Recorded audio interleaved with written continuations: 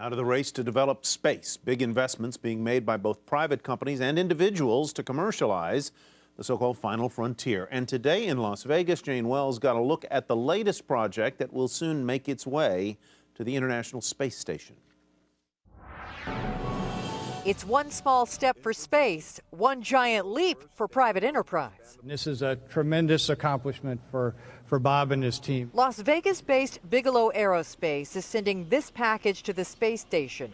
Inside is the beam, which will expand in under 5 minutes into a living area, which NASA will test for safety and durability. What we'll be interested in is how it expands. Does it expand in the longitudinal direction? Does it expand in the circumferential direction?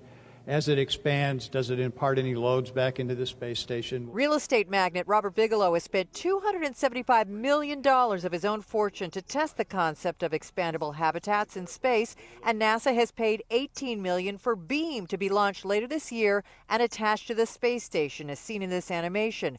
Such inflatable craft could eventually replace the space station, but can it withstand the rigors of space? These systems are extremely reliable. The safest thing that mankind could be in today by far. Former NASA astronaut George Zamka now works for Bigelow and says the beam's skin is stronger than any spacecraft ever. The layer itself, people think, well, how sturdy can it be? It's actually like a steel-belted tire, except for the material that's in there is stronger than steel. But Bigelow has big plans. He wants to build housing large enough for several astronauts and eventually replace the space station with them, and maybe even in a decade have habitats for the moon. Other entrepreneurs are working on rockets and lunar landers, but here's the problem. There's no system of property rights for the moon so that someone who spends the money to get there can reap the rewards. The FAA has decided it will restrict any future lunar launch licenses so that two American companies don't go to the same place on the moon.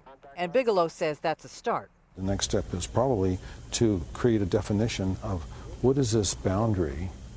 When are you sufficiently safe with the assets of people, of human beings, and other facilities? What is the standoff distance? The Final Frontier has a changing business plan, and George Zamka hopes to get back to space again, this time as a commercial astronaut. How's the pay? The pay? Well, it's different. It's not marine pay. But he says the potential is astronomical. For Nightly Business Report, Jane Wells, Las Vegas.